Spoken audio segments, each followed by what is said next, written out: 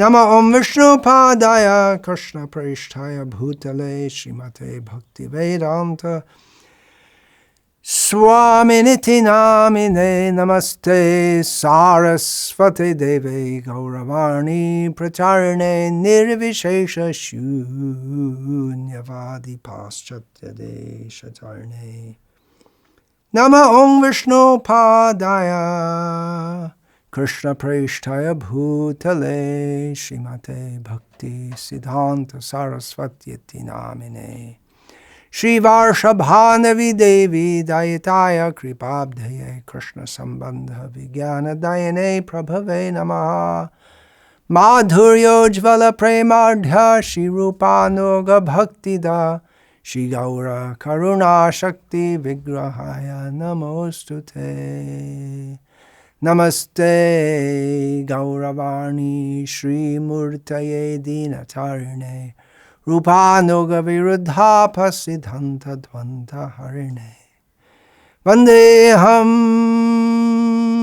Shri Guru Shri Atafpada Kamalam Shri Gurun Vaishnavangscha Shri Rupam Sagrajatam Sahagana Raghunatan Vitam Tam Sajivam Sadvaitam Savadhutam Parijana Sahitam Krishna Chaitanya Devam Shri Radha Krishna Padan Sahagana Lalita Shri Vishakhan Vitangscha Hare Krishna Krishna Krishna Hare Hare Hare Rama, Rama Rama, Hare Hare.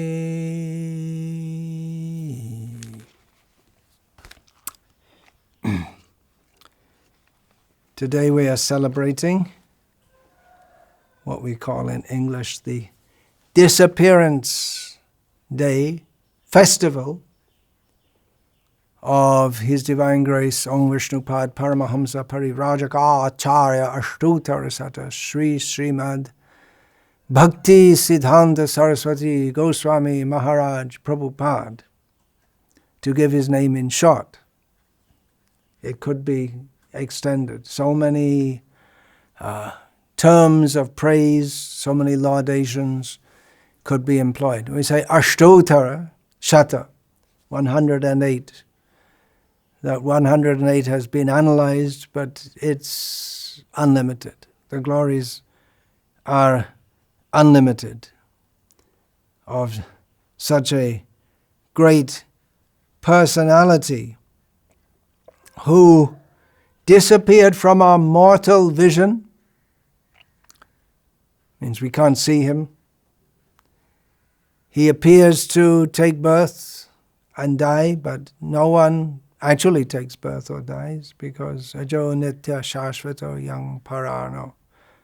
The living being is unborn, eternal, ever-existing, doesn't die when the body dies. That's true of every living being. But most people come into this world, almost everyone comes into this world, impelled by their karmic reactions, and in this way, sadasadyoni janmasu, we get different positions, some more favorable than others. But a pure devotee of Krishna comes into this world on a completely different basis. He comes specifically on the order of the Lord, and he lives forever in his divine instructions, and the follower lives with him. This is the dedication motto that Srila Prabhupada wrote as he embarked on his epochal translation and rendition with commentary of Srimad Bhagavatam. That echoes a stanza composed by Srila Bhaktivinoda Thakur in memory of Haridas Thakur. He reasons ill who tells that Vaishnavas die when thou art living still in sound. A Vaishnav dies to live, and living tries to spread the holy name around. So Bhaktivinoda Thakur, he analyzed this. He's also Vaishnava, Paramahamsa, in the householder ashram. He was the inaugurator of the program to bring the Krishna consciousness movement to the Western world. Bhaktivinoda Thakur, he first did that in the year 1896. He sent a copy of his book, the Life and Teachings of Sri Chaitanya Mahaprabhu, to various universities and well-known intellectual people like Ralph Waldo Emerson in the Western world, the year 1986, the year that our own most worshipable, His Divine Grace Srila Prabhupada A.C. Bhaktivedanta Swami appeared in this world. He carried on the mission of Bhaktisiddhanta Sarasvati. He wasn't the only one to do so, but he did so in a superlative manner. He was, our own Srila Prabhupada was able to do what he did due to the blessings of Srila Bhaktisiddhanta Saraswati Thakur, as he himself said many, many times, that I have no personal credit in this matter of spreading Krishna consciousness in the Western world, but it is all due to the blessings of my Guru Dev. Of course, we know the credit goes to him, to Srila Prabhupada, but as a Vaishnava, he doesn't want to take the credit. He wants to pass. And it's true that Srila Prabhupada, all glories to him for spreading Krishna consciousness in the Western world, but he did so only by the blessings of Bhaktisiddhanta Saraswati Thakur. So both things are true. He's glorious in his own right, and that is his glory, that he's fully sheltered at the lotus feet of his Guru. In one letter, which is often quoted by persons who say that there should not be any more initiating gurus after Srila Prabhupada, they quote one letter in which Srila Prabhupada says that only a pure devotee can be a spiritual master. But then also in that letter, he says that a pure devotee is one who is fully surrendered to his spiritual master. So undoubtedly, Srila Prabhupada was fully surrendered to his spiritual master, who passed away from this world on the last day of 1936, December the 31st, or sometimes we say the 1st of January 1937. Technically, 1st of January 1937 is correct from the Gregorian calendar perspective, from the Western way of calculating time from midnight to midnight. In the Vedic system, it's from sunrise to sunrise. So our Param Guru Dev, our grandfather's spiritual master, Srila Prabhupada Bhaktisiddhanta Sarasvati, he passed away in the early hours of the 1st of January 1937, which is still part of the day, which is in the Gregorian calendar understood to be December the 31st, 1936. He passed away at the end of the night, Nishanta, the time when Sri Radha and Krishna start their day by separating from each other.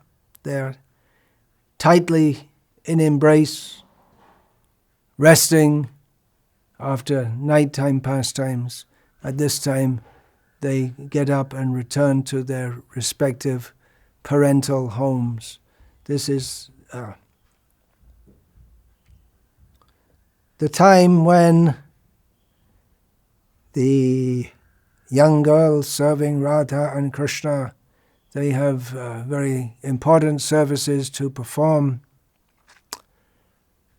in getting them back home, especially Radha, getting her back without being detected, and getting them when they wake up, to get them in shape, make them look a little civilized or suitable for looking as if they haven't been having night pastimes. So it's a very poignant time, and for those who are meditating on the internal pastimes of Radha and Krishna, which Bhaktisiddhanta Sarasvati Thakur was not only meditating, but he was fully engaged. Nikunja Yuno Rati Keli Siddhaya Yalibhi. He's one of the Alibhi Yuktir Apekshaniya. He's one of the Alis, the women of Vrindavan, young girls of Vrindavan, who's engaged in making tasteful arrangements for Radha and Krishna in their pastimes. So he came to this world, he had some specific work to do for preaching Krishna consciousness very powerfully, very strongly and uncompromisingly. He is Nayan Mani Manjari, the form, the young girl who is the very form of Radha's looking at Krishna, or she who is very dear to the eye. Nayan Mani means the pearl of the jewel in the eye, or the cynosure of all eyes, what you want to look at, what is most pleasing to your eye. So she's in this way, this form, and she very strongly preaches. He comes as Bhaktisiddhanta Sarasvati Thakur, and very strongly preaches Rupa Anoga Viruddha Apasiddhanta Dhvanta Hari. He is the one who removes all the darkness which has been brought in by persons who claim to be followers of Rupa Goswami, of whom Nayan Mani Manjari is Bhaktisiddhanta Sarasvati Thakur is a follower of Rupa Goswami. In the spiritual world, he is a follower of Rupa Goswami, and in the Raja Lila, he is a follower of Rupa Manjari, and he's not going to allow anyone to look at Radha. Don't look. You're not qualified. You have to know how to look. When you're allowed, you can come. Don't try and look now. Don't besmirch the glory, the purity of looking at Radha, being with Radha, by your misconceptions, your dirty, dark misconceptions. So he's very, very strong, very powerful Acharya, unique. Everyone is unique. That is Krishna's bliss, to expand. Eko Bahusyam. He expands into unlimited living beings who are all different, and they all are meant to please Krishna in different ways. So Bhaktisiddhanta Sarasvati Thakur, he was unique. His singularity, his unique quality was his power in dispelling the darkness of misconceptions that had been floated, which were extant in human society, in supposedly Vaishnava society at that time, and very powerfully dispelling them and his real aim, Madhuryojvala Premardhya, Shirupa Anoga Bhaktida, to give that highest devotion, which Chaitanya Mahaprabhu came to give, the very sweet mellows of Vrindavan, Vrajalila, especially Gopi Lila, which is to be entered into following in the footsteps of Rupa Goswami. Therefore, Bhakti Rasamrita Sindhu. I'll get back to that later. Bhakti Rasamrita Sindhu. I'll plan on getting back to that later. So these are, when we're speaking, Bhaktivinoda Thakur, Rupa Goswami, Bhaktisiddhanta Sarasvati Thakur, our own Srila Prabhupada. These are towering figures. As I've observed many times, when Srila Prabhupada was here present among us, my observation, and from interacting with God brothers, I also have that feeling that, well, everyone, all the disciples of Srila Prabhupada, we all felt that among us there are certain who are certainly very respected and senior and pure. At that time we would think of who is most pure. We would think of Satsvarup Maharaj, Kirtanananda Maharaj. These two are especially considered very pure, very high, and so many others. In England, where I was allowed to join this movement, I had been present. Revati Nandan Swami as a very, very powerful preacher at that time, and he was considered way above everyone else. Everyone's going out and preaching, but his preaching, and he very much pleased Srila Prabhupada by doing that. So among us there were pipsqueaks like myself, doing what we could, spiders or squirrels, compared to the big Maharathis in Srila Prabhupada's Sankirtan army. But all of us put together, we felt that among ourselves there's a gradation. Some are much higher, but then if we see in relationship to Srila Prabhupada, it's like it's big ants and small ants crawling at the foot of the Statue of Liberty. Prabhupada is so much high above us. So all these great personalities, we hear Bhaktisiddhanta Sarasvati.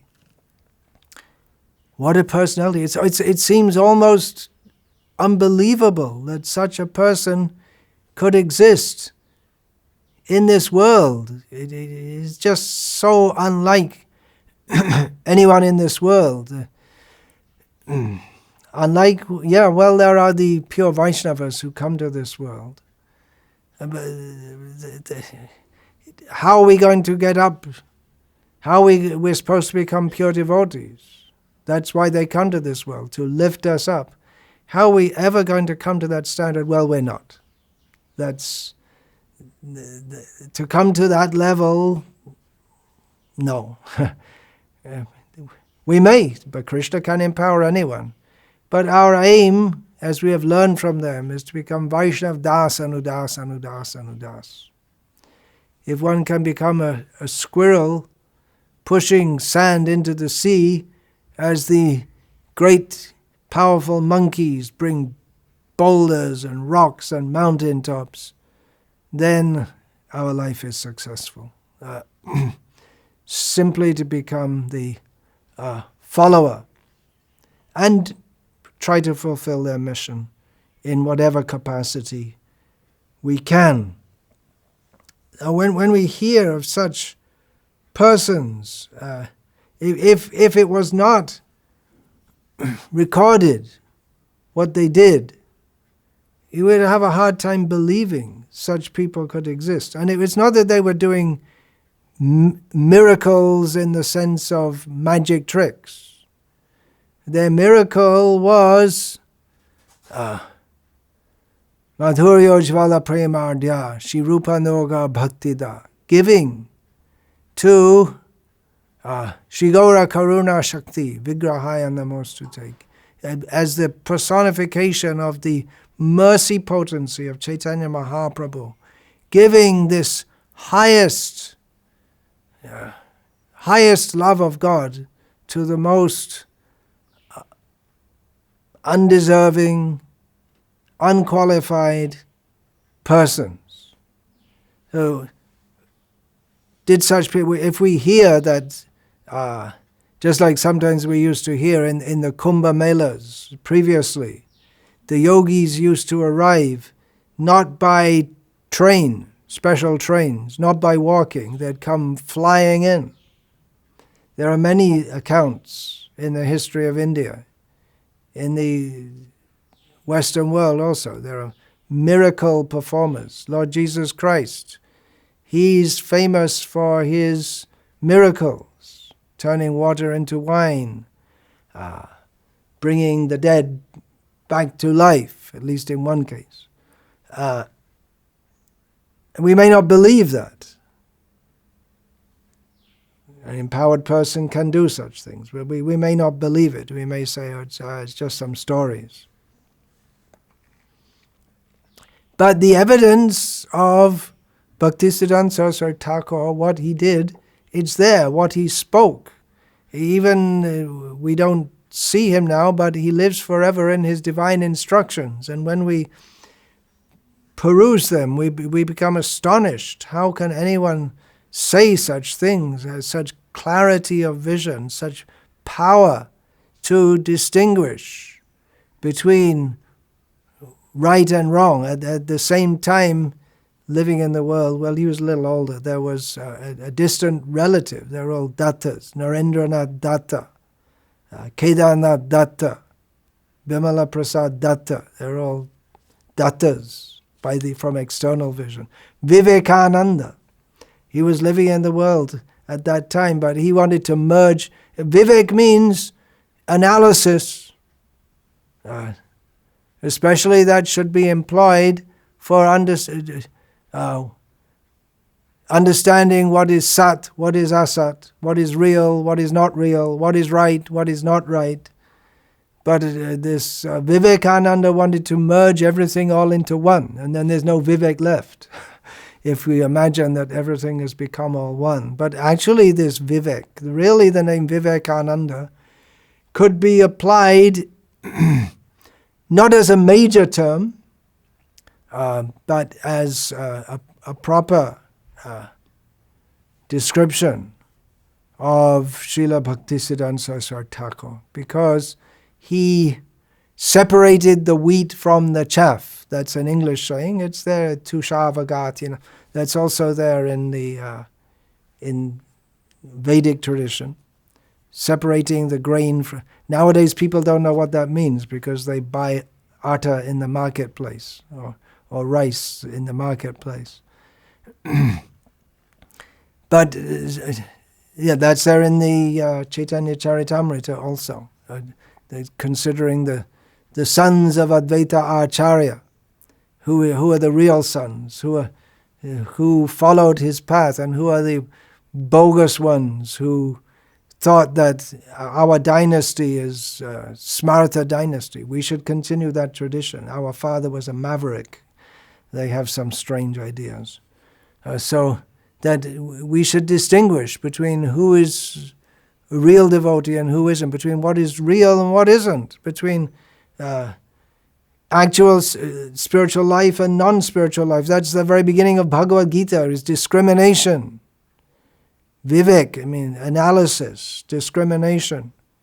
The very beginning of Bhagavad Gita, to discriminate between spirit and matter. There's so much talk in the world, spiritualism, but people don't even know the difference between spirit and matter. The very basic first teaching of Bhagavad Gita.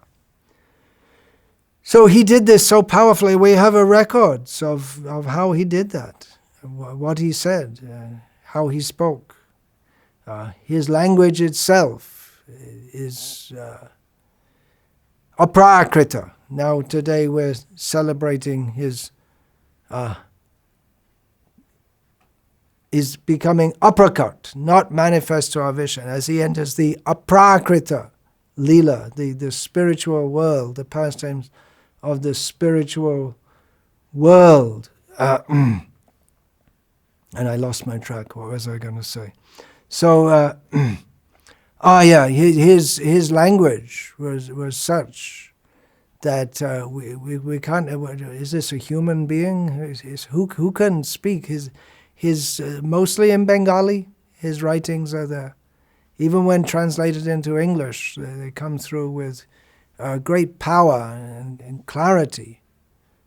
Such a great personality was Bhaktisiddhanta Sarasvati, so far above us, so pure, so powerful. When great acharyas leave this world, it makes a lot of difference. They live forever by their divine instructions, but their divine presence is also very powerful. The instructions of Bhaktisiddhanta Saraswati Thakura are not different from the Rupanugavani or Rupavani, the instructions of Rupa Goswami. They're Vyasavani, they're Vedavani. They are the eternal instructions from the spiritual world. He didn't give anything new in one sense. Old wine in new bottles. Srila Prabhupada used this example when describing his own Guru Maharaj.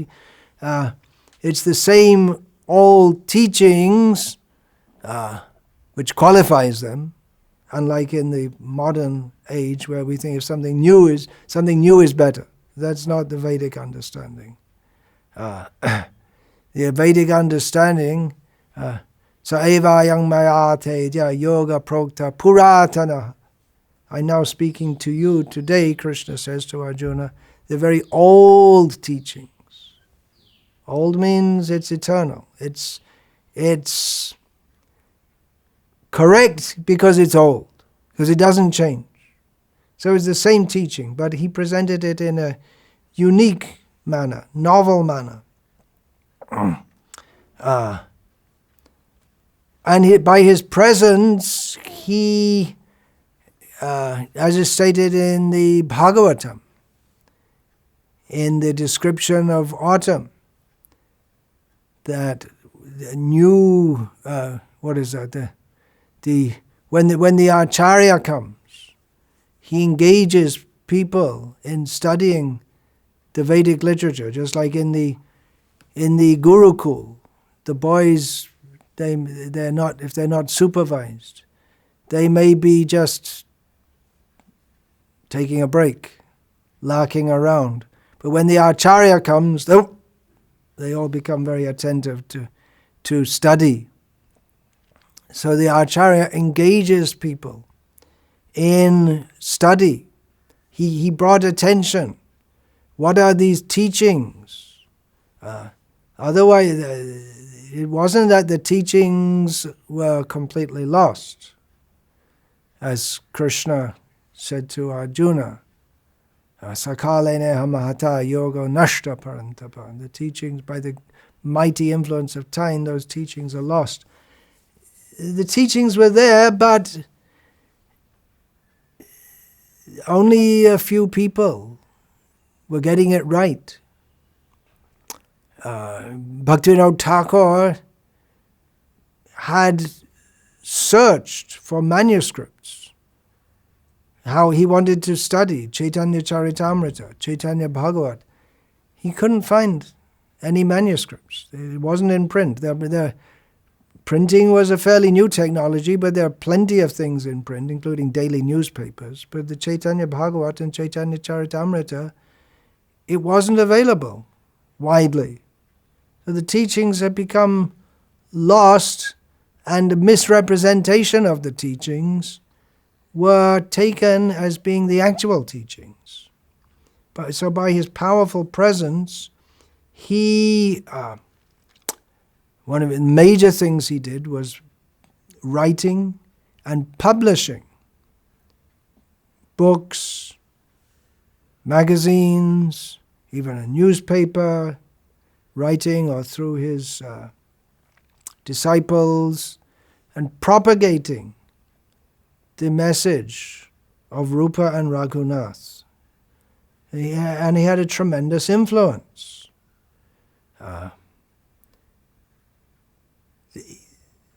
We might think, well, he sounds very heavy and uncompromising, and maybe it's a bit too much. But he was widely, and there was tremendous opposition to him, but he was widely accepted and praised for being the personality who had really revived the pure teachings of Chaitanya Mahaprabhu, even by persons who were not his followers. There was one person who identified himself as Vaishnavadas from Sri Hatta, Shilet, where at that time Gauriya Math preachers hadn't even been there. But he composed a song, a poem in honor of Bhaktisiddhanta Sarasvati Thakur, praising him for his achievements in spreading the real Gaudiya teachings. People appreciated this. This is what we need to hear, what everyone needs to hear. That Krishna consciousness, the teachings of Chaitanya Mahaprabhu, they're not a sex cult, as Vivekananda said. It seemed like that. How it was being misrepresented. When people thought of Vaishnavas, they thought of lewd, bawdy, practically uncivilized people. In the name of religion, having illicit sex. That's largely what people thought of. You may think, well, why do they do it in the name of religion? Well, in those days, to put a veneer of respectability, you had to do it in the name of religion. Nowadays, people just have illicit sex. Not in India still. It hasn't come that low yet. But in the Western world, illicit sex is quite respectable. Well, let's put it this way. It's not unrespectable. It's quite respectable serial monogamy. You marry, you divorce, you marry someone else, you divorce, and it goes on like this. So Bhaktisiddhanta Saraswati Thakur, he brought clarity to the whole situation, that a Vaishnava is not an immoral person. He himself was highly moral. He prided himself on his morality. But when he came to the lotus feet of Gaur Kishore Das Babaji Maharaj, he found that what he thought of as his morality, he thought it very insufficient in relation to the pure prem of Gaur Kishore Das Babaji Maharaj, Vairagya Murti. We say personification of renunciation. Vairagya, in its highest sense, means the personification. He is the attachment. Vairag. Vairagya means to be virag, without rag, without attachment. Vairagya, in the best sense, means to have attachment. The prefix vi, which turns into vai, can be understood also vishesha, to multiply, to show there's a very good, very best attachment. So because Gaur Kishore Das Babaji Maharaj, Namo Gaur Kishoraya Sakshat Vairagya Murti Vipralamba Rasambodhe Padambu Jayate Nama. Because he was absorbed in the transcendental rasas of feelings of separation from Radha and Krishna. That was his Vairagya. And it manifested externally as having no interest in anything of this material world, which includes all morality. Morality means what? To exploit the situation for one's sense gratification. There was no possibility in the character of Gaurkishore Das Babaji Maharaj because of his vairagya, because of his firm attachment to Radha and Krishna. And similarly in Bhaktisiddhanta Saraswati Thakur. Bishaya Range. He made this. He was involved in the activities, taking pleasure in the activities of this material world. Huh? What is this? What am I saying? He made that song when Gandharvika Giridhari, the deities of Radha and Krishna, he had installed at Ultadingi Road, rented property, they were brought to the new temple on the bank of the Ganga by the arrangement of Jagat Bandhu Datta, a disciple of Srila Bhaktisiddhanta Saraswati Thakur, who he praised to the highest level again and again and again. This disciple. So, Matala Harijana Bishaya Range. He made a song on this occasion, especially for singing on the occasion of the procession, bringing the deities through the streets of Calcutta, saying that the Harijans, the servants of Lord Hari, they were absorbed in the happiness of Vishay. Vishay generally means material happiness. And so absorbed in the activities of this material world. Yes, Bhaktisiddhanta Saraswati Thakur, motor cars, big buildings, big organization, Dhanam, Janam, Sundari, everything, which Chaitanya Mahaprabhu rejected. Niskinchananam bhagavad bhajanon mukhasya parang param jigimisha bhavasagarasya. Ata vishayanam ata yoshitam cha ha hanta hanta vishabhakshanatobhya sadhu.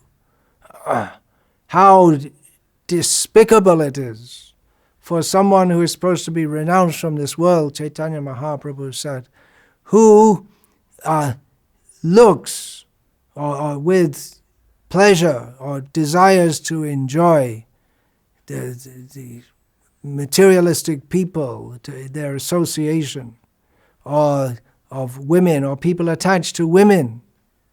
It is better that such a person drinks poison than to show himself as renounced, but to try to enjoy this material world. So Bhaktisiddhanta Saraswati Thakur, he was enjoying this material world by employing everything in the service of Krishna, bringing the Yukta Vairagya teaching of Rupa Goswami, to bringing it into a new light. Anasaktasya vishayan yataham upayunjataha nibandha Krishna sambandha yuktam vairagya muchyate. If one is not attached to this world, but lives in this world, not attached to the vishaya of this world, the objects of this world, which we take to be objects of our enjoyment. If one is not attached to them, but is attached to Krishna, and uses those objects, utilizes those objects for the service of Krishna, that is properly applied renunciation. So Bhaktisiddhanta Saraswati Thakur was doing that. He had printing presses, organization, money, so many centers here and there. He met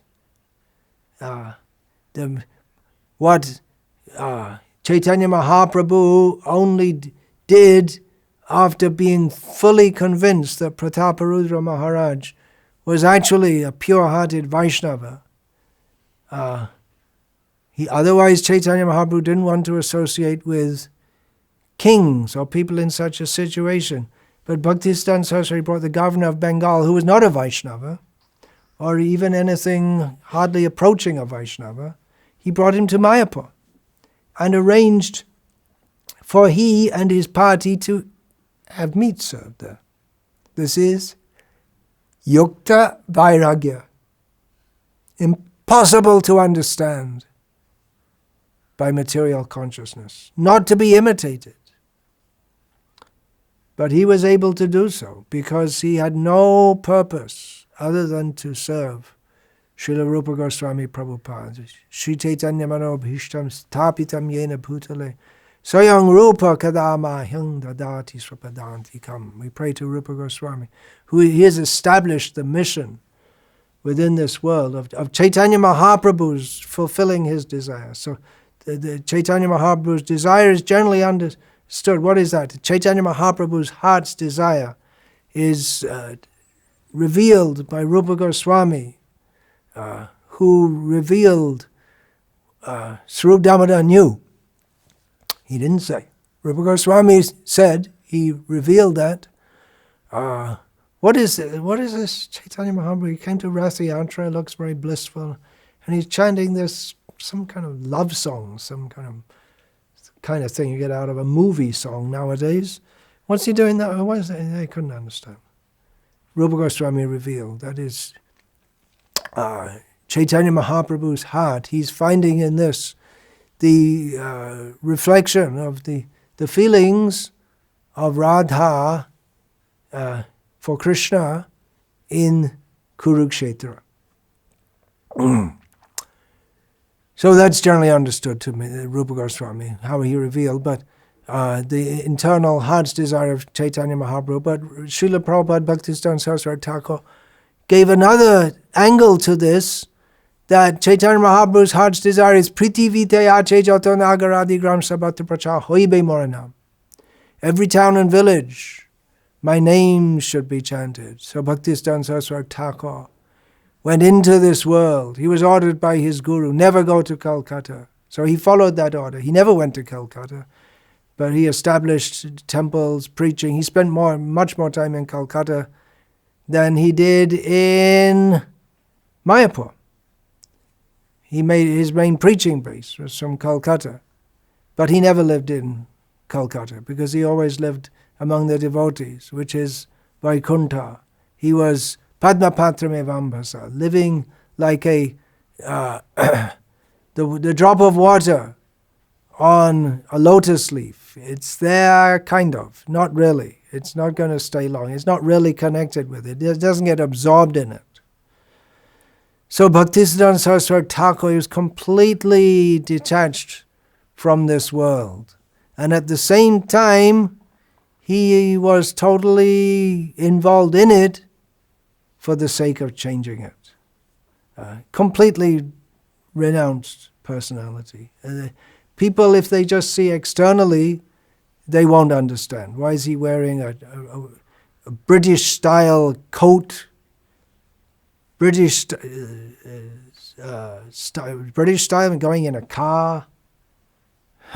What, a sadhu going in a car? Sleeping on a bed? With leather shoes? What is this? They wouldn't understand. There's one anecdote. When the Gauriya Math was still a young institution, Bhaktisiddhanta Saraswati Thakur was planning the first Navadip Dham Parikrama performed by the Gauriya Math. So he personally came with one disciple, that was probably Paramananda Vidyaratna, to see all the different places they were going to and make arrangements and see where we shall stop at night. So they came in the area Champahati.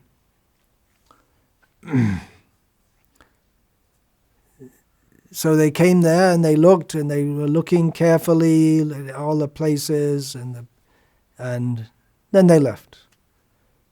And then the next day the police made a case against Bhaktisiddhanta Saraswati.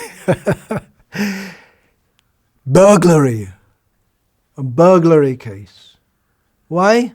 Because that night, after they'd been there, looking all around carefully to see what is the situation, a house in that village had been burgled. And they thought, oh, we saw these two people that came. We never saw them before. And they were looking at everything very carefully. They must have been stalking it out. And then they came and burgled our house at night. It's ridiculous. How ridiculous is it? Well, that Nafapal Chaudhary, he was very much part of the history of Bhaktivinoda Thakur and Bhaktisiddhanta Saraswati Thakur in those early days, in the very prominent landlord, zamindar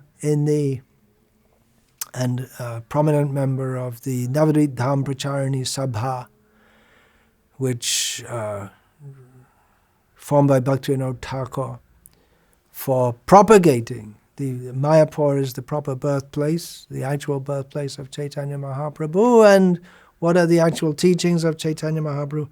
So this Nafapal Chaudhary is a very well-known and respected figure in the area. So he went to the police station and said, I have a theft case to report. Someone has stolen my puko. Puko means a pond which people make in their house area or in the village. I thought, how can you steal a pond? It's impossible. But we have to take, what's he talking about? How can you steal a pond? It's impossible. And he said, yes, it's impossible. It's impossible that Saraswati Thakur could have burgled someone's house. It's just as ridiculous. It's more ridiculous. And on his word, on the word of Nafapal Chaudhary, they withdrew the case. But people who didn't understand, they thought, what's he doing? What's he doing with all this worldly opulence? He advertises himself as the only disciple of Gaur Kishore Das Babaji. He used to be quite good. At one time he was very renounced, but what happened to him? He became a worldly enjoyer. They may have thought like that. But mostly people they could recognize, widely recognized as bringing in what Bhaktivinoda Thakur wanted to do.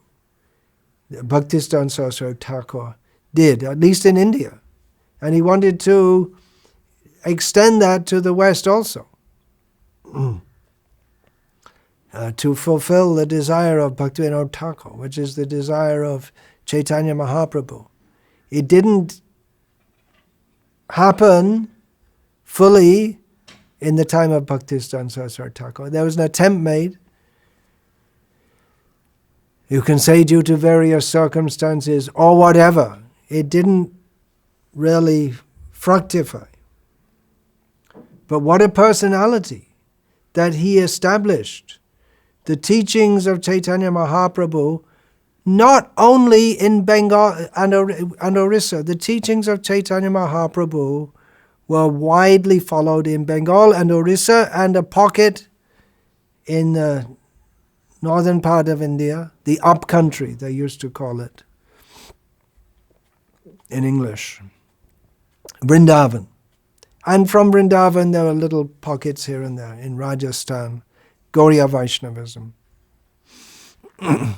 But Assam, little bit, mostly from the Bengalis who had gone there. Otherwise, the Assamese manifestation of bhakti was and is following Shankara Deva, who very much promoted Srimad Bhagavatam and the holy names, but was basically an impersonalist.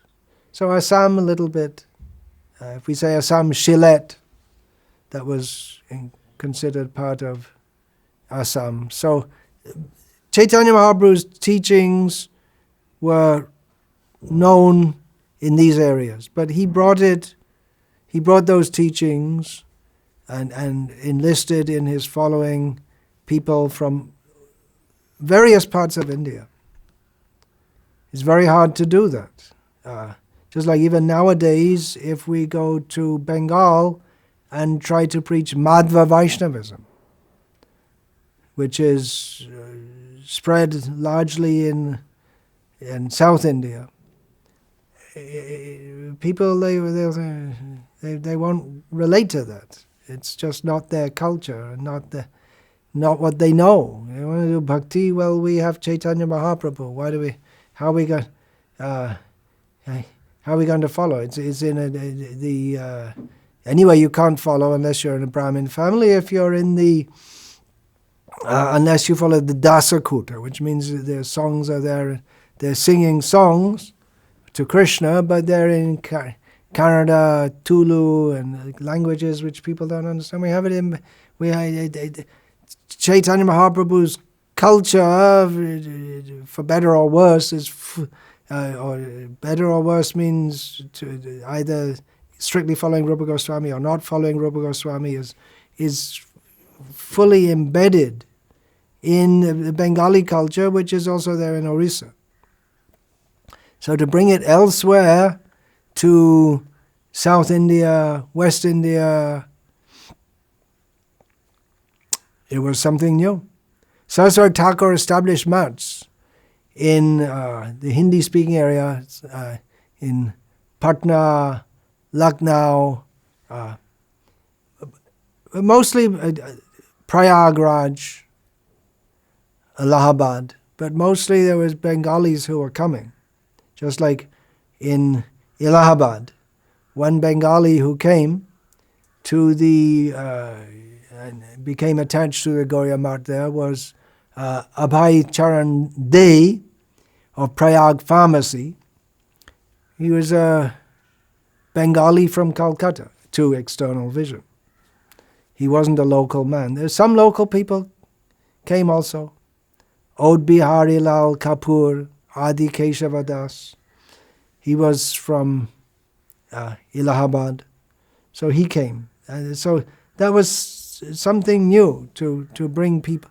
Jagannathan, one Y. Jagannathan from the Telugu country. He was a disciple of Bhaktisiddhanta Sarasvati Thakur who translated, I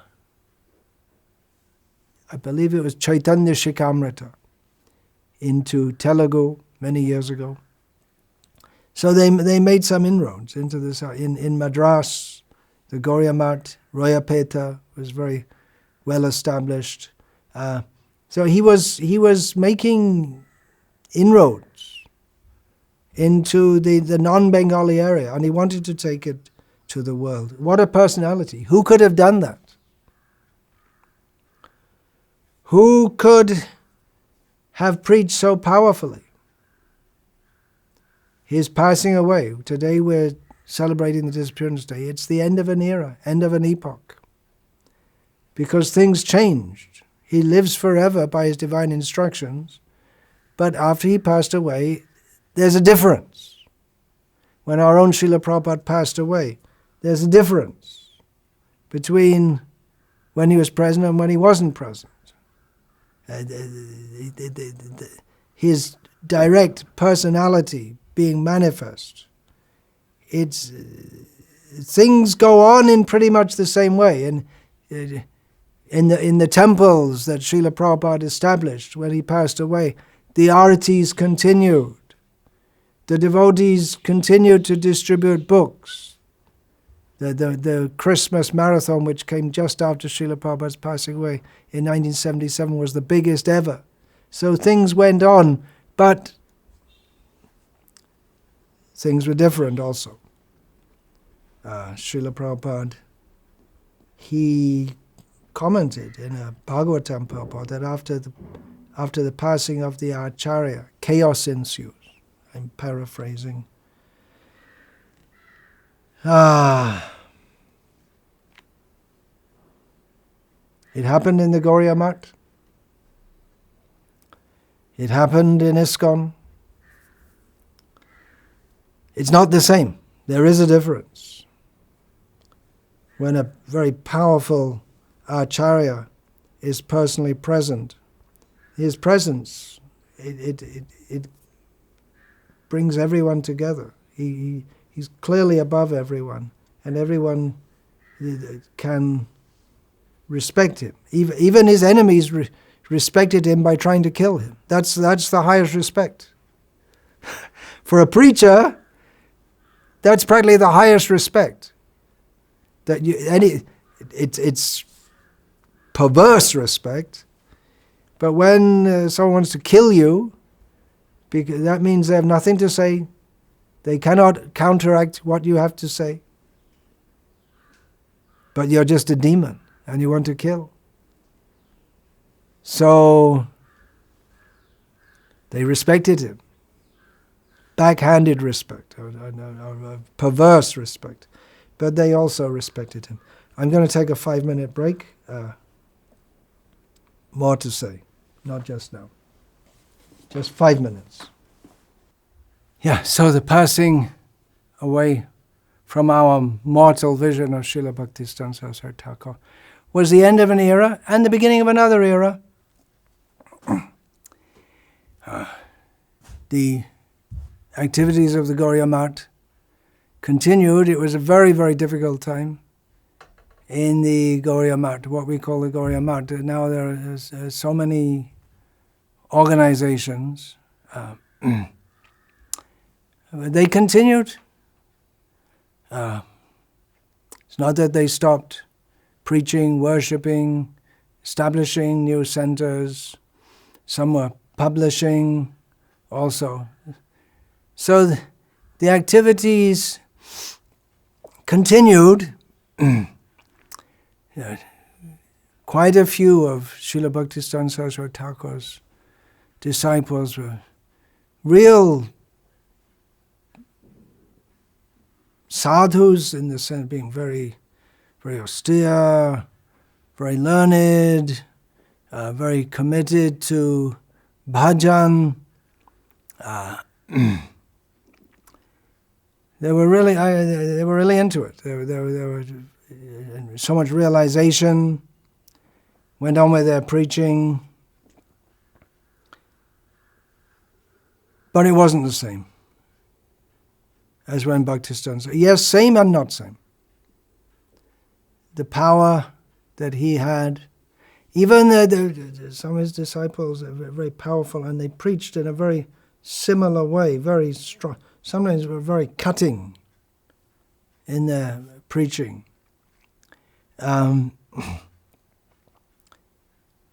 But if we dare to say so without offending anyone, practically speaking, what His Divine Grace Srila A.C. Bhaktivedanta Swami Prabhupada, what he did, really, it's in a different league. It eclipsed, eclipsed maybe is not the right word, but he did, again, something unique. He brought the same message. He himself brought the old wine in new bottles, different kinds of bottles to those. Bhaktisiddhanta Saraswati Thakur had brought new bottles. And now Srila Prabhupada, our own Srila Prabhupada, so many new bottles, new ways of spreading this, of bringing, repackaging the same thing. Just like, for instance, it's a prosaic example. Amritanjan is well known in India as a pain balm for headaches and body aches.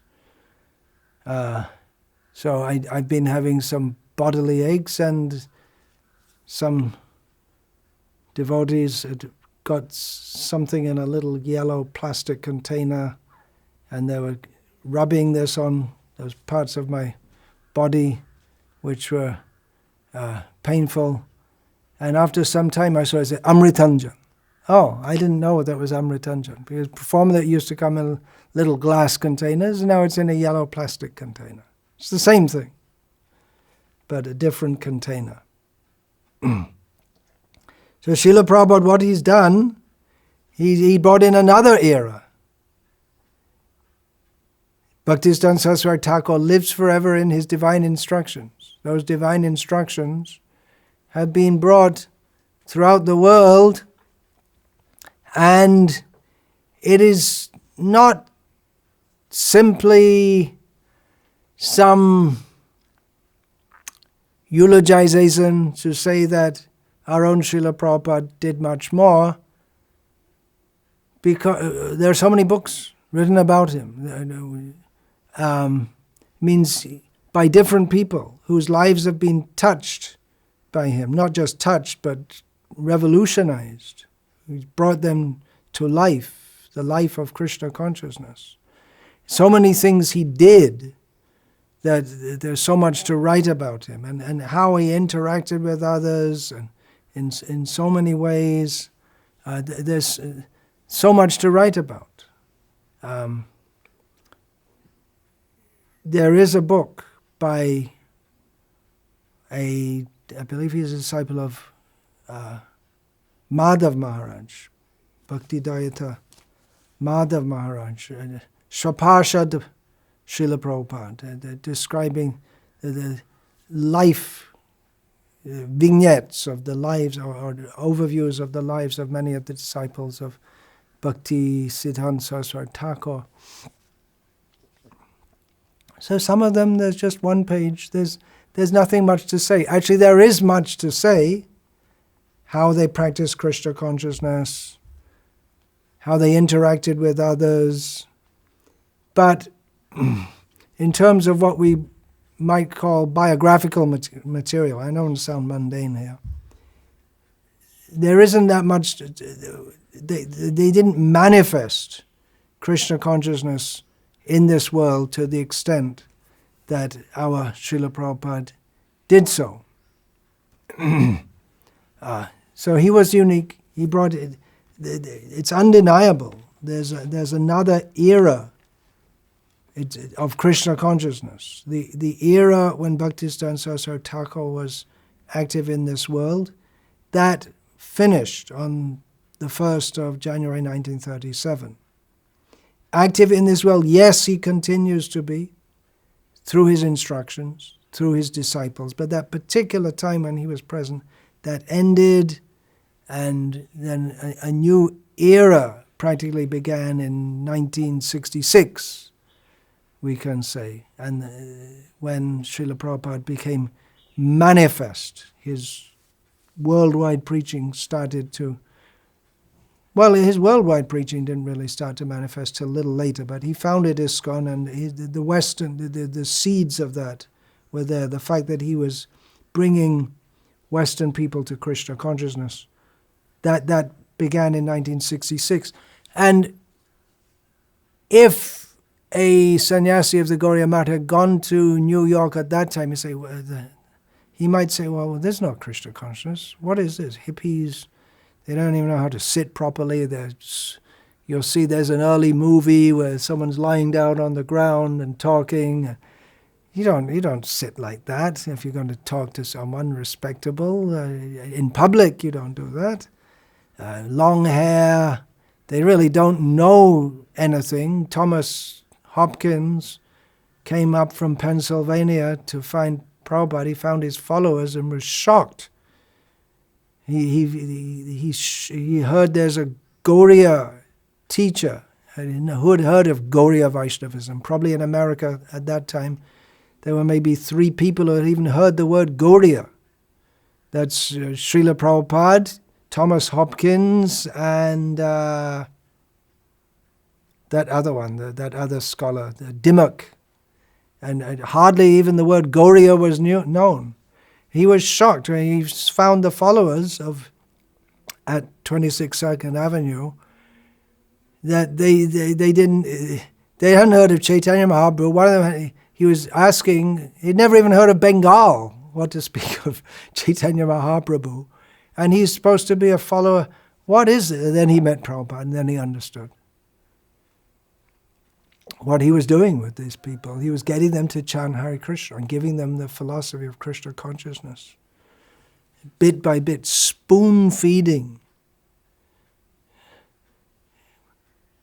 Mild doses, but mild doses of a heavy thing. Have you taken LSD? Just a little bit. The mother asks the son. Mathura Prabhu is listening to his recounting. His friend's mother asked him, Have you taken LSD? Just a little bit. A little bit's enough to blow your mind. Have a trip. So it's spoon feeding Krishna consciousness is a very powerful thing, and it was changing people's lives. It hadn't manifested to the degree that it would do later, but people were becoming vegetarians. All right, that's one change. They were chanting Hare Krishna. That's the biggest change, and from everything, from that everything comes. Nam hoite hoi sarva jagat nishta. From the chanting the holy names, the whole world can be delivered. Never mind, jagai madhai, whoever, they'll be delivered.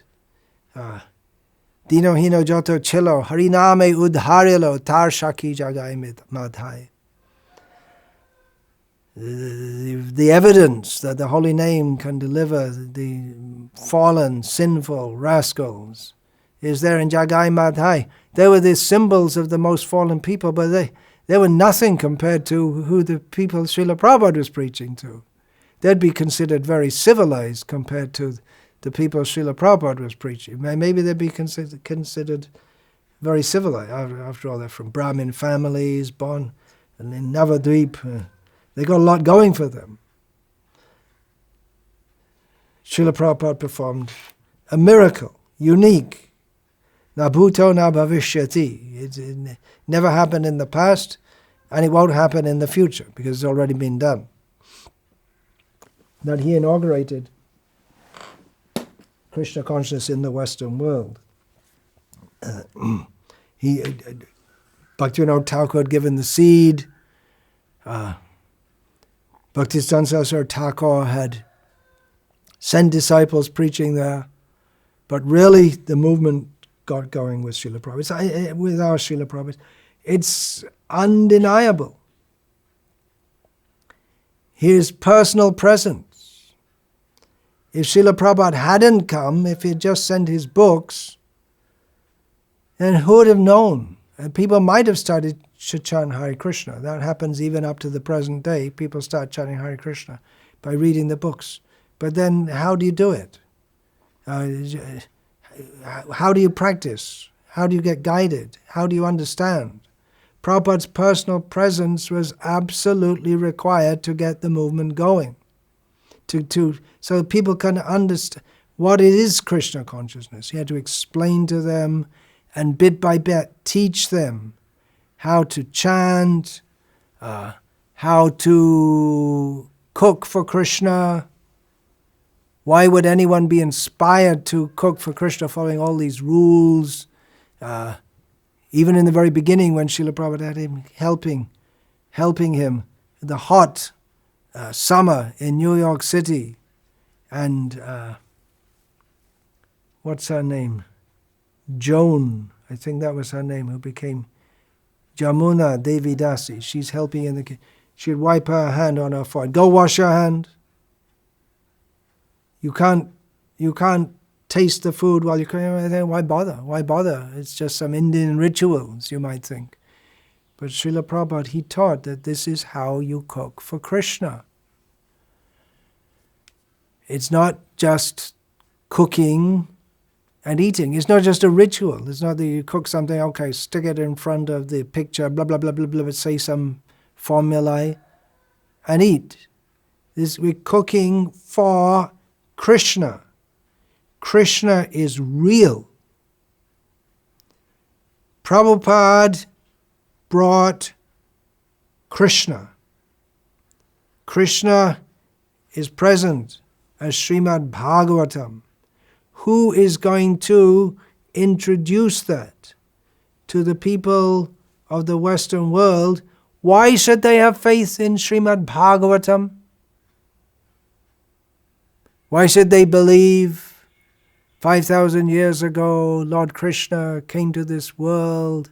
Hindu mythology, why should they take interest? And they might take some interest, just like they read Hermann Hesse's books. Interesting.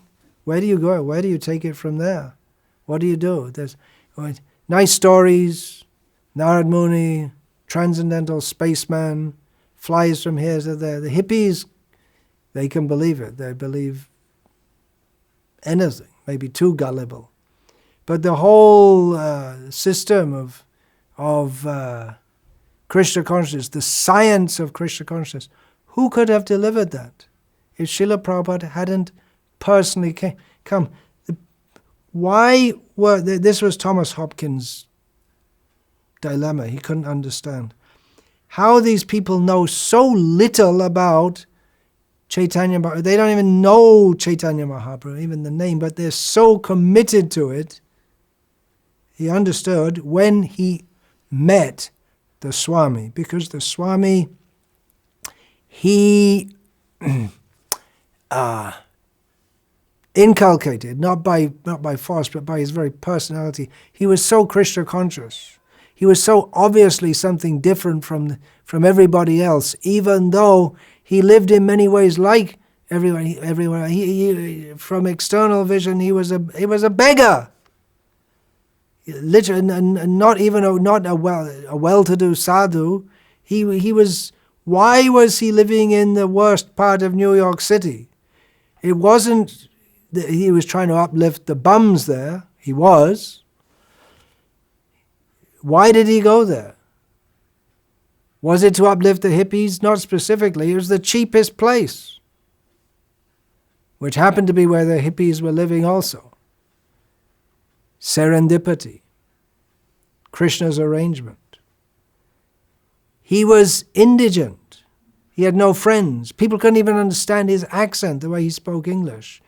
But there was something about him, everything about him, which spoke to persons who were fortunate and sensitive enough to understand this person, he's different. And how different he is, how Krishna conscious he is, how pure he is, no one ever fully understood.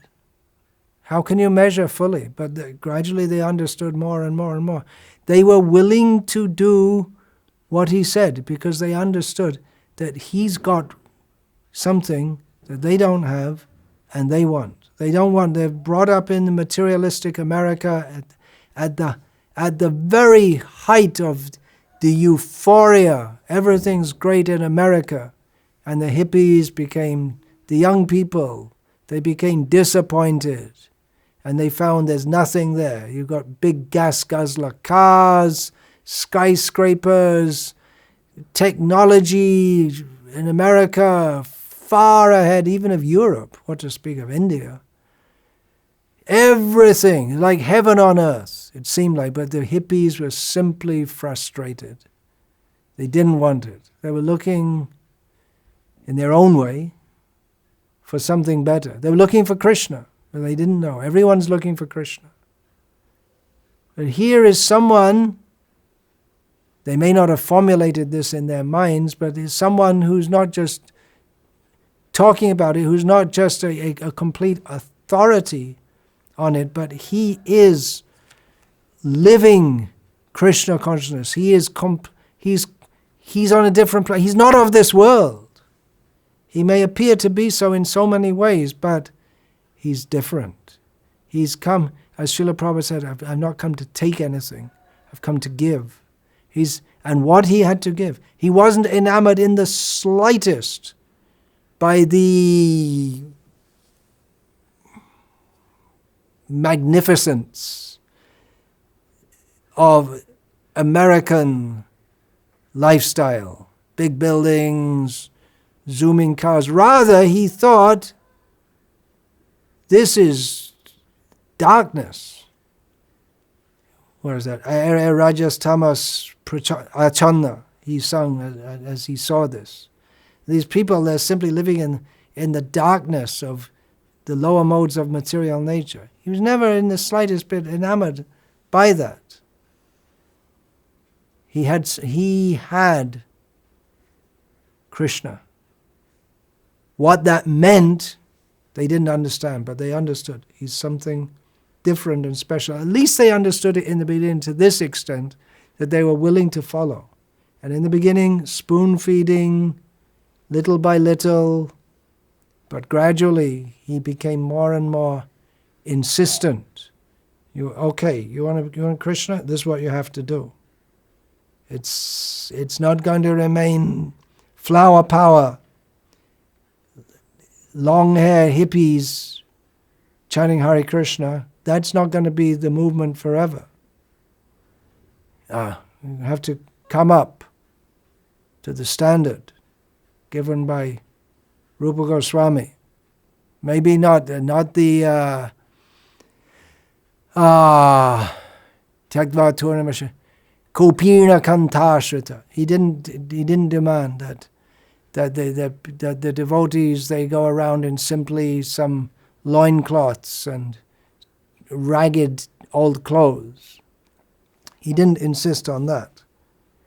But that was Srila Prabhupada's brilliance. He brought in the rules and regulations as given by Rupa Goswami to help people come up. Kenapyupai, what is that?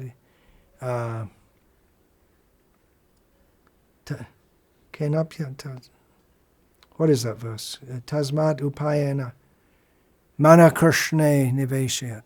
Somehow or other, the mind should be fixed on Krishna. And then come the rules and regulations. Sadhana adiba. For getting the sadhya, one has to, there is a sadhana, there is a means for awakening that. Nitya siddhasya bhavasya prakartya. How the Krishna consciousness, which is dormant in our heart, that will be manifest, that will awake. That is given by Rupa Goswami. So somehow or other bring people, Kenapyupaya, I'm just not remembering, Kenapyupaya, I'm just not remembering now. Then somehow or other you get people to Krishna consciousness. Then you give them the process of sadhana, rules and regulations. So Srila Prabhupada, he did this in an unprecedented, unimagined manner. It wasn't, even Srila Prabhupada himself, before he went to the West, he could not have imagined the kind of people that Krishna would send to him. He couldn't imagine that such people even existed. They lived like this. There was an impression of the West being very civilized.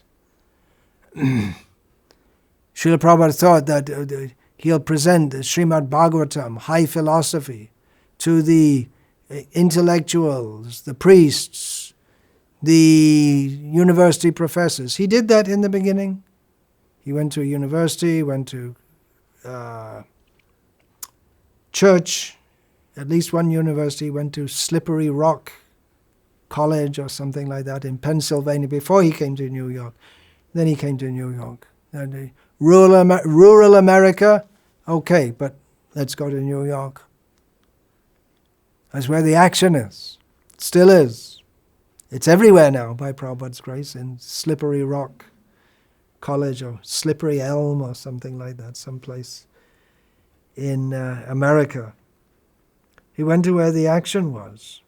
And he dealt with the hippies. He didn't expect, but he took what Krishna gave. And what Srila Prabhupada did, unprecedented, unimaginable. In a short time, he spread Krishna consciousness all over the world. Many differences in the format that he presented it in, but the same basic teachings that Bhaktisiddhanta Sarasvati gave, that Rupa Goswami gave. And it made a difference, his presence and non-presence. When Bhaktisiddhanta Sarasvati Thakur passed away, it was the end of an era. A new phase of the Gauriya Math set in. It wasn't the same. When Srila Prabhupada passed away from this world, again, same, but not the same. The same Bhaktisiddhanta Sarasvati Thakur passed away from this world. Many of his disciples, very learned, advanced, followed his example. You go to places, you give speeches, you open, if you open a center in a rented place, then gradually you can try and get a place for establishing your own mart. They did that, but it wasn't having the same effect. Exactly. The Gauriya Mat wasn't as powerful as it was when Bhaktisiddhanta Saraswati Thakur was personally present. There may be various reasons for that. The prestige of the Gauriya Mat went down due to infighting. The focus on preaching got diverted into court cases and squabbles. The spirit of many devotees, they lost their spirit. They just wanted to go home, and after living in the mat for so many years, many wanted to just go home and get married, because all their dreams, what they'd given their life for, they didn't see that it's there. How it's not there, it's not the same as it used to be. And disciples of Srila Prabhupada, they also express that now, that what we joined ISKCON for, it's not the same. Where can we go? What can we do? It's not the same movement as when Srila Prabhupada was present. So, but some of the devotees rallied around, they made their centers, things settled down eventually, and some were preaching widely. They made different centers in different places. They opened up new fields. To a large extent, the preaching field of Punjab was opened by Madhav Maharaj. In the Telugu-speaking area, that was opened up by Bhakti Vaibhav Puri Maharaj. He established new mats in the Telugu-speaking area. Assam also, that had been started, and Madhav Maharaj, he preached widely in Assam. So the spirit continued with some of the devotees. A lot of them lost heart. Some continued strongly. But that same spirit, or the same confidence that the Gauriya Mat's going to go on and it's going to change the world, it was hard to get the same spirit back. They're doing the same thing Bhaktisiddhanta Saraswati Thakur was doing, but it wasn't having the same full effect. And please forgive me if you differ in your perception. I may be speaking now not in the manner that someone who might do an academic study would say. Bhaktisiddhanta Saraswati Thakur did something unique, unprecedented. And our own Srila Prabhupada, he also did something unique and unprecedented by the blessings and the power and the mercy of Bhaktisiddhanta Saraswati Thakur. Who could do what he did? Who could go among the hippies? Bon Maharaj, who had been sent to the West by Bhaktisiddhanta Saraswati Thakur, said, yeah, well, I could have also gone among the hippies and preached, but I didn't like to mix with lower class people. Well, that's the whole point. That Prabhupada did that. He saw the spark in them. It would be very hard for any of Srila Prabhupada's godbrothers to live among such people as Srila Prabhupada did. In India up to the present day, what to speak of in those days, there was a very strong sense of prestige and respectable people. It's not only in India. Respectable people don't like to mix with low-class people. I remember in Bangladesh, one of Srila Prabhupada's godbrothers, this was after the passing of Srila Prabhupada, must have been early 1980s. Yeah, probably probably 1979 or 1980, one of Srila Prabhupada's godbrothers came to Bangladesh. We heard he's staying in such and such a place in Dhaka. We invited, please come, speak at our center. And he kindly came. But he wouldn't take any food or water from us. Now, if you do that, if you have that outlook, which some of Srila Prabhupada's godbrothers had, most of them had, we're not going to take even though we're chanting Hare Krishna, we won't take food from them. And how are you going to live among them and preach them and encourage them and bring them up? Srila Prabhupada accepted these people who had been so fallen as Vaishnavas. He accepted the food that they cooked, unquestioningly. He went and lived among people. When he went, he was staying in the house of the rented apartment of one man who later became his disciple. I believe that was Kalapati, one of the first disciples. And food, the system, you keep food in the fridge. Fridge, that word wasn't even known in India at the time. So he opened the fridge and he found meat. Srila Prabhupada saw meat. He said, what's this? And he said, well, I'm a vegetarian, but I keep meat for the cats. And Prabhupada had no choice. He had to live in such a situation where he had to keep the food that he had to cook in the same fridge as the meat. Now later, there's no question, when he was able to establish the standards. But to get going, you had to do things that, with all due respect, I don't think any of his godbrothers could have done. Srila Prabhupada, he lived among the hippies. He was able to uplift them by personifying Chaitanya Mahaprabhu's core teaching in I'm using that word unprecedented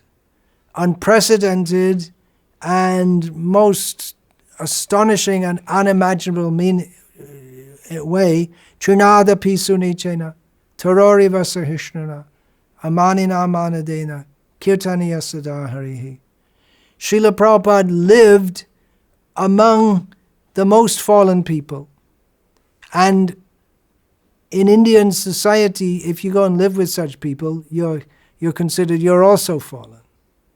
So the kind of things that the hippies were accustomed to, they took as normal life. What to speak of the hippies, even the so-called respectable people of America.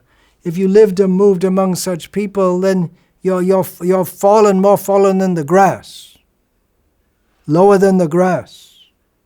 A high-class person in the smarter misunderstanding of Vedic culture, they can touch the grass. That's okay, but you can't touch someone who's Chandal, the lowest class, but you can't touch them. You can't even go on the grass. Which grass you can go on? Someone from a high-class family, he won't even walk on the land belonging to someone of low class, even to enter their land. So say if there's someone who has the low-class person, Teli, for instance, a seller of oil. You can't even, if you walk on his land, somehow or other, if you first of all, you don't go to the area where such people live, but if somehow or other you walk on that land, you have to do purificatory processes. And Srila Prabhupada is living among them. Who could do that? Even, I was saying, Srila Prabhupada's godbrother came, and he was very nice with us, very gracious. We spoke with him, spoke nicely. He wouldn't take the food or the water that we offered to him. Srila Prabhupada had to live day after day after day among such people, and there's a reason they're considered fallen. Because everything they do is so opposite to what they should be doing if they're to be considered civilized by Vedic standards, what to speak of being devotees. So Srila Prabhupada took a position lower than the grass. and so tolerant. How could he tolerate living with meat eaters? The two things go together, thinking oneself lower than the grass, having tolerance, just like a tree. A tree, that example is given, because a tree people will mistreat, cut it, they'll take all service from, cut it for their own purposes, and tree will never complain, just keeps on giving. So Srila Prabhupada, similar, his first followers came, he worked so hard to cook for them, and then they say, oh, bye-bye Swamiji, and walk out and leave him to clean up behind them.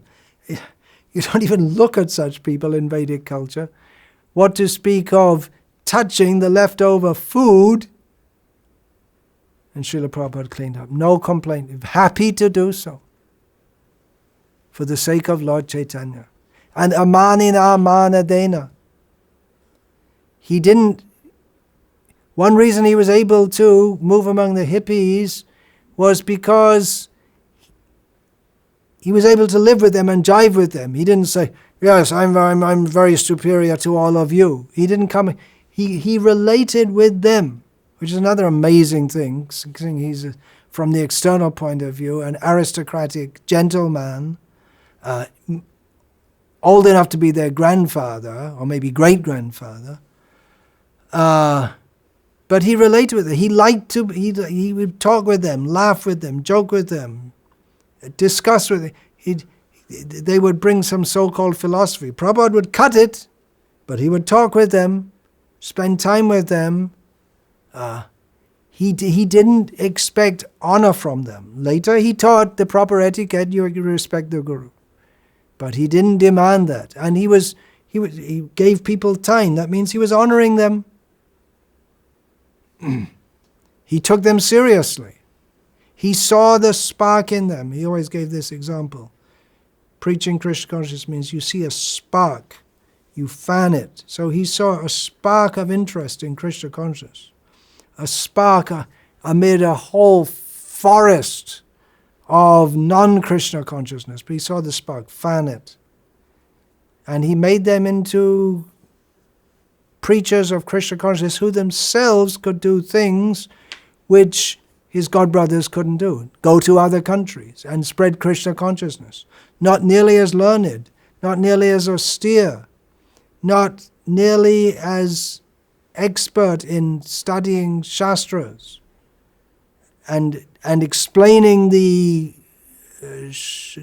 detailed understanding, sukshma siddhanta. In this way, the followers of Srila Prabhupada, his disciples who went all over the world and spread Krishna consciousness, they didn't have the qualifications that Srila Prabhupada's godbrothers had, but they were able to spread Krishna consciousness, being empowered by the faith they had in Srila Prabhupada and dedication to him. And Srila Prabhupada was able to inspire that in them because he had the faith in his own Guru Maharaj and dedication to him, that it can be done. It's impossible to spread Krishna consciousness all over the world. Let's do it. Impossible? Let's do it. And Srila Prabhupada did it. Unique. Who could do what he did? Srila Prabhupada saw the spark. He did all kinds of things for which he was criticized by his godbrothers. Particularly that Srila Prabhupada, he allowed women to stay in the ashrams. No way. No way they could stay in the Gauriya Math ashram. Now I've seen, in at least one ashram in Mayapur, Russian followers, females, living in the compound, at least. But Srila Prabhupada saw young women are interested also. In India, you can't do because of social restrictions, and women can be Krishna conscious by living at home. And if their family and everyone's against it, well, it's too bad. Actually, that was the culture. It's too bad, because there's no way you can have sadhus and living in the same compound as females, young women, married or unmarried. There's a different place for them. And they can be Krishna. Bhaktisiddhanta Sarasvati Thakur he also initiated women, but they would have to be Krishna conscious at home and fare the best they could. Srila Prabhupada saw that one thing, the men and women, or boys and girls, they mix up in America. And you just can't change their culture overnight. He did want to change that culture. He did want to bring in Varnashram and so many things. But he saw in the beginning, it's not going to be possible. How are we going to make it possible? We have to do, it calls for some extreme tactics. We're going to have to do, the same formula isn't going to work. If I want to make, like the Gauriya Math in New York among these people, if he wanted to introduce the basic things that everyone knew even before they joined, he wouldn't have made, just like you sit straight in front of anyone, except maybe if you're at home with your mother or something like that, you can flop out. You sit for pravachan, you cross-legged. You respect elders. You don't have to tell people joining the Gauriya Math. But if Prabhupada was to say these things, the people came. Immediately they come in the door. Well, he did tell them some things. Take off your shoes. And then the kind of shoes that you have to bend down and undo the lace and take them off. And then you should wash your hand. Prabhupada, he didn't enforce that in the beginning. And then everything they do, the way they sit, they may not be very attentive. At every moment, Srila Prabhupada would have to say, don't do this, don't do that. And then people, they wouldn't have stayed. So he had to tolerate so many things just to give them the most important thing. You can't bring in the whole Vedic culture immediately. Give them the chanting. Let them chant and let them hear. He gave the message unadulterated. Simple, but clear. No compromises in the message. And then he gave initiation. No compromises in the standards. The basic standards, no meat eating, no gambling, no illicit sex, no intoxication. He didn't tell the devotees they had to follow this until just the day before they were going to be initiated. They did have the choice, but the implications of that, some of them didn't really understand it until afterwards, but he was insistent. Now you're a devotee, you're a disciple. And then gradually he brought in, now you're a disciple. You should understand what it means to be a disciple. You have to surrender to your guru. You have to do what he says. That he told before initiation also. You have to accept the Guru as good as God. So in a very short time, Srila Prabhupada brought from just people coming, having a good time, chanting, feeling, what does it do to you, this chanting? Is it like LSD? It gives you some kind of mystic effect. He brought to the standard where they got initiated, they understood, no meat eating, no gambling, no illicit sex, no intoxication, and that's a miracle. How he could bring, no gambling and no meat eating, well, many of the people who came to Srila Prabhupada weren't doing that anyway, but no illicit sex, no intoxication, these two things were the main pillars of hippie life. Prabhupada said, no more. So actually he moved very quickly, but in the beginning he really came in like a needle. And he came out like a plow, very strong. Not in the beginning. In some ways, yes, the lectures he gave, strong, clear, uncompromising, but how he dealt with people. He brought them in. He saw the spark. He fanned the spark. He brought in a new era of Krishna consciousness. Even in India, the formula that Bhaktisiddhanta Sarasvati Thakur gave, it wasn't going to change the tide. What was going on, the devotees they were preaching, they were having an effect, but not sensational, so to speak. Bhaktisiddhanta Saraswati Thakur, he had brought in this new thing, Gauriya Mat, setting up mats, preaching in English also, apart from Bengali, preaching in English and Hindi, the Gauriya message. People were coming, and like I say, with Madhav Maharaj and some others, there was still some preaching going on, things were expanding. But to really make a big splash, to really bring Krishna consciousness to the forefront of Indian life, after the passing of Bhaktisiddhanta Saraswati Thakur, it came again on an all-India scale when Srila Prabhupada, he did something different. First thing was he brought Western devotees, which was in itself something sensational. And that really captured the attention of the people of India for what Srila Prabhupada was teaching. And then Prabhupada had this scheme, make gorgeous temples, which he did, especially in Mayapur, Vrindavan, Bombay, and also Hyderabad. And that also, that made the Krishna consciousness accessible to what we can call the respectable people.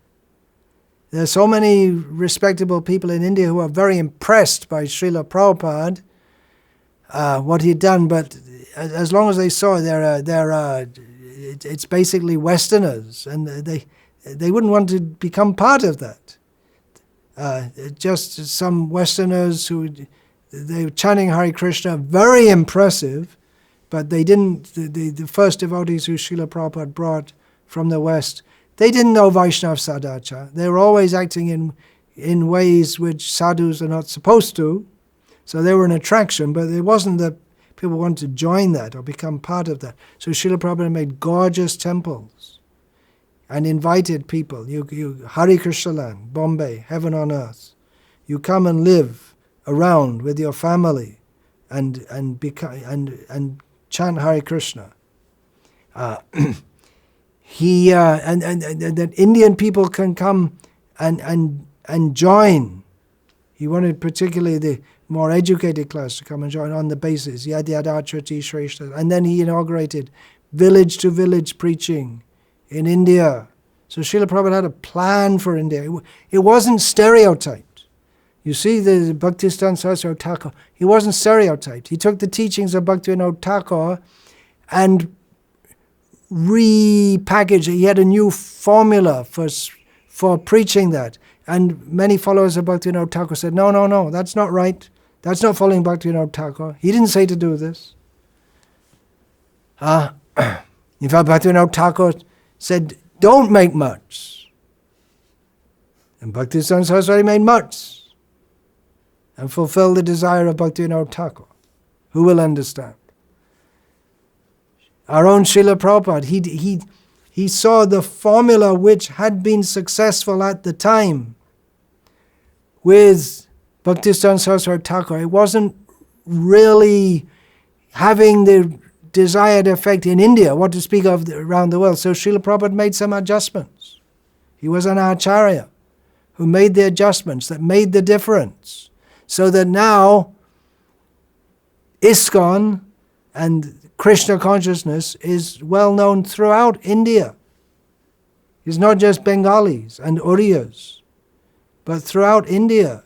It's well known and well accepted. And a lot of people don't, they have their objections and this and that. But he made a huge difference. He brought in a whole new chapter of Chaitanya Mahaprabhu's movement around the world and in India. He emphasized all over the world distribution of books. Srila Bhaktisiddhanta Saraswati Thakur he was very interested in publishing books. A lot of his time and energy went into publishing books. He was very interested in publishing books about Krishna consciousness. He told his disciple, Bhaktisiddhanta Swami Prabhupada, if you ever get money, print books. From that, and the other specific instruction he gave, Bhaktisiddhanta Sarasvati Thakura gave to our Srila Prabhupada, was to preach in the English language. So Srila Prabhupada brought those two together, wrote books in English, went to the English-speaking countries, and from that hint, print books. He could have printed books. He could have printed books in Bengali, translations of Bhakti Rasamrita Sindhu, but he emphasized on English, saying it's the prominent language of the world. And he also did something different in the sense that Srila Prabhupada wrote his own commentaries on Bhagavatam and Gita,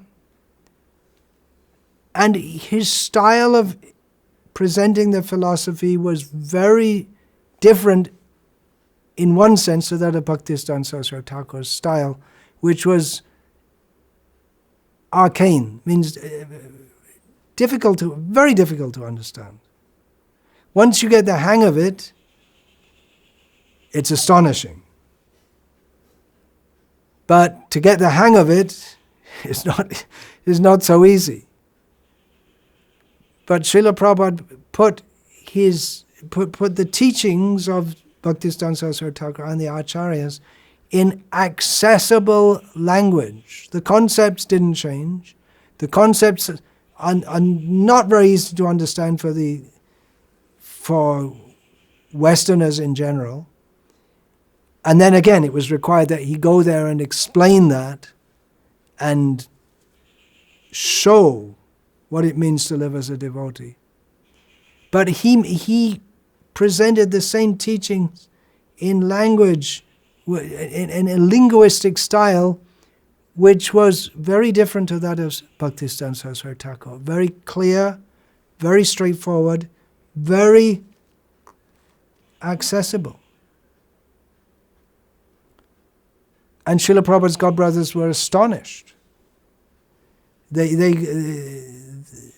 could hardly believe it. Especially they'd thought of Abhaida, they called it within the Gauriya Math. He's a householder devotee, good devotee, no doubt. No. There are so many good devotees in Gauriya Math. Not one of the great towering figures of the Gauriya Math. Nice devotee. And then he's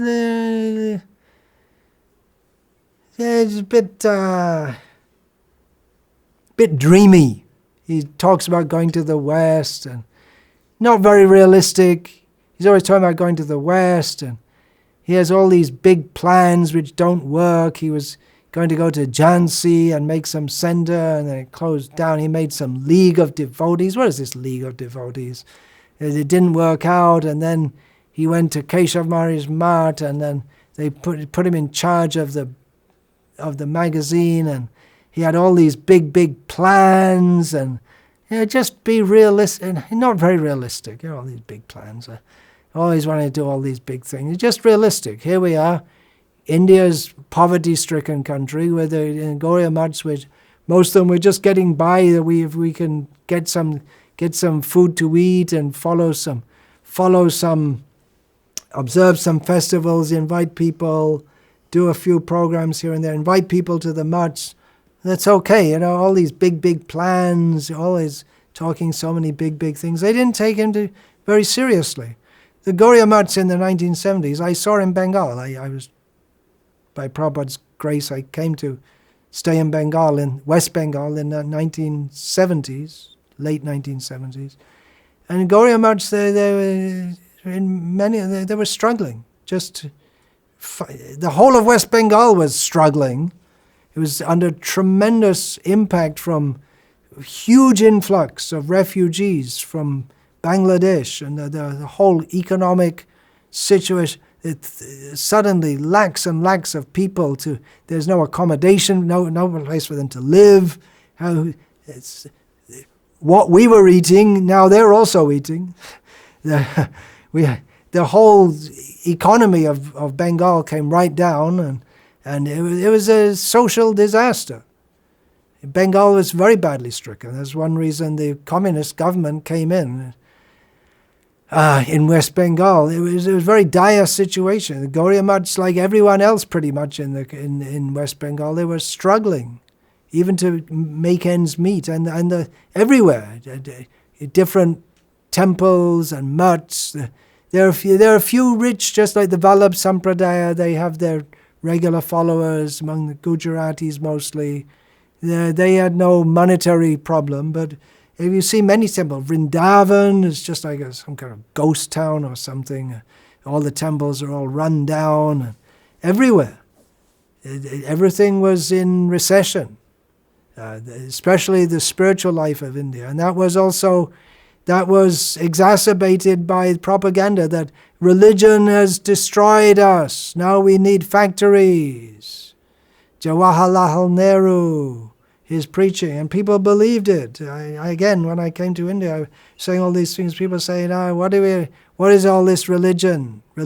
We want factories. It's all right for you to talk about it coming from America. I wasn't from America, but they just presumed we were all from America. You're coming from America. You've tasted that. We want to taste. Let us enjoy materialism. Then we can take the spiritual life. We already have enough. So these attitudes, it was a very difficult time to be a sadhu in India. Something new was needed. Prabhupada brought that. A new formula. He had that vision. How we can bring this sleeping spiritual giant, India, to life. And actually, Srila Prabhupada's main program for preaching in India was the same as everywhere else, distribution of his books. He had so many projects, temple projects, village to village, he wanted preaching. He inaugurated that. The main thing he wanted was wide-scale distribution of his books. And it worked. Actually, ISKCON's real efflorescence in India really started to pick up just after Srila Prabhupada passed away, because people were just becoming, the big people in India were just beginning to recognize Prabhupada. And then afterwards in Bombay especially, several of them, some of the biggest businessmen in India, household names, they actually became disciples of Kirtananda Swami. They had been preached to and influenced by Srila Prabhupada himself. So if Prabhupada had stayed, then what we would have seen would have been different. But he didn't. He passed on. It was the end of an era. Something else happened. But even what Srila Prabhupada did at that time was so amazing and exceptional that his godbrothers, they didn't know what to make of it. So many people in India didn't know what to make of it. They thought, well, it's some Westerners, hippies. It won't last. They'll go back to being hippies. Among Srila Prabhupada's godbrothers, some were very envious. Some they could hardly believe it, that these were actual devotees. Like I say, one of his godbrothers who came to our place in Dhaka, the rented house we had at that time. We were just beginning our movement there in Bangladesh at that time, 79. He didn't really think that we were really devotees because he wouldn't take food from us. Appreciated, but with reservations. Some were appreciative. The only one who called Prabhupada was Bhakti Vaibhav Puri Maharaj. Sridhar Maharaj, Bhakti Rakshak Sridhar Maharaj, he very much appreciated. He's Shaktya Vaishavata. He recognized Prabhupada something different. Bon Maharaj also, he appreciated. So many they appreciated, but they didn't really know quite what to make of it. But the fact that on this day today, all over the world, Srila Bhaktisiddhanta Saraswati Thakur is being worshipped, let's admit it. It was because of the efforts of one disciple, Bhaktivedanta Swami Prabhupada. If he had not done what he did, then this celebration would not be taking place. Bhaktisiddhanta Sarasvati Thakur's name and his teachings came to the Western world. We often hear, just like we see at Sri Chaitanya Mutt, the root mutts of the Gauriya mutts all over the world. There's written there, Rajakor Mutt, something like that they call it in Bengali. And many will find in the Gauriya Mutt, they'll talk about how the Krishna consciousness spread all over the world by Bhaktisiddhanta, by the mercy of Bhaktisiddhanta Sarasvati Thakur. But that mercy came specifically through our Srila Prabhupada, Bhaktivedanta Swami Prabhupada. And others later followed, no doubt, as Srila Prabhupada wanted them to. He wanted his godbrothers and their disciples to preach all over the world. He wanted every Indian, he wanted every person to preach, as Chaitanya Mahaprabhu did. But specifically, that mercy of Bhaktisiddhanta Sarasvati Thakur was manifested through Bhaktivedanta Swami Srila Prabhupada. Otherwise, he lives forever by his divine instructions, but those divine instructions, they wouldn't be known and manifested in the world anything like to the extent that they are now if it hadn't been for Srila Prabhupada. And you may say, well, someone else might have done it, but actually who did it is Srila Prabhupada. Now, I'm just going to speak on one thing which just struck me about Bhakti Rasamrita Sindhu, the Nectar of Devotion. When Abhay Charan Day was initiated and became Abhay Charan Aravinda Das Adhikari, he was initiated by Bhaktisiddhanta Sarasvati Thakur. Specific instruction at that time given to Abhay Charan Aravinda Das Prabhu was given, and probably the same instruction was given to many, if not all, disciples, to study Bhakti Rasamrita Sindhu. Maybe not to all disciples, but especially those who are more educated, who could read and study such things, because it's quite a highbrow work, you can say. It's originally written in Sanskrit by Rupa Goswami, and there are many concepts in there which are not so easy to understand, and they are, the commentaries are there, especially Jiva Goswami's commentary helps to bring out various points. It's not such an easy work, especially with the discussions of very, very many technical terms. It was one of the first books that Srila Prabhupada translated as the Nectar of Devotion. First, before I get onto that, I want to just say something. Bhaktisiddhanta Sarasvati Thakur, praising Bhakti Rasamrita Sindhu and the need for people to know it and understand it. This, if Kishore Prabhu's wife happens to listen to this, you might think of blending this into your preface, if not already done so, for the upcoming BBT edition of Bhakti Rasamrita Sindhu. So, Bhaktisiddhanta Sarasvati Thakur, he said about this, may humankind discuss Bhakti Rasamrita Sindhu, then by dismissal of fatuity, means empty-headedness, foolishness, stupidity, they can become actually learned. It is most regrettable that although many people are educated and take pride in considering themselves so, and this is the kind of people that Bhaktisiddhanta Sarasvati Thakur was moving among and preaching among the educated class. They consider themselves and take pride in being educated. They have no information of such great jewels of Vaishnava scripture. Srila Prabhupada, he made the Nectar of Devotion very much required for his new disciples in the Western world. It's also a great book for distributing to the public. The Nectar of Devotion.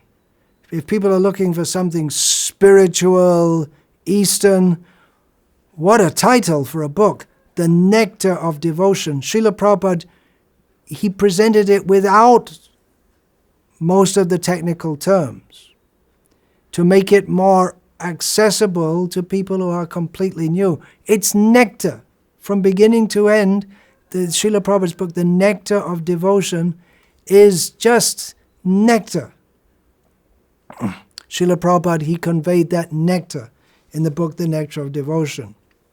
When he first published that, I believe it was 1970, Srila Prabhupada said to his disciples, yes, in 1970, to his disciples as this book was being inaugurated, he told them, every one of you should read this Nectar of Devotion repeatedly.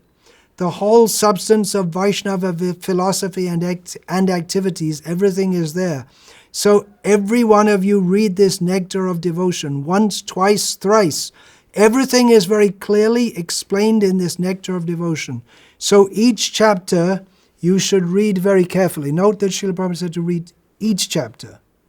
Sometimes in the, from what I understand, we have the Bhakti Shastra courses, or Bhakti Vaibhav, and it's Srila Prabhupada had said that Nectar of Devotion should be studied in those courses. So they just study the first two waves and don't get into all the more esoteric stuff. But Srila Prabhupada said to read each chapter very carefully, and if you cannot understand, read it repeatedly.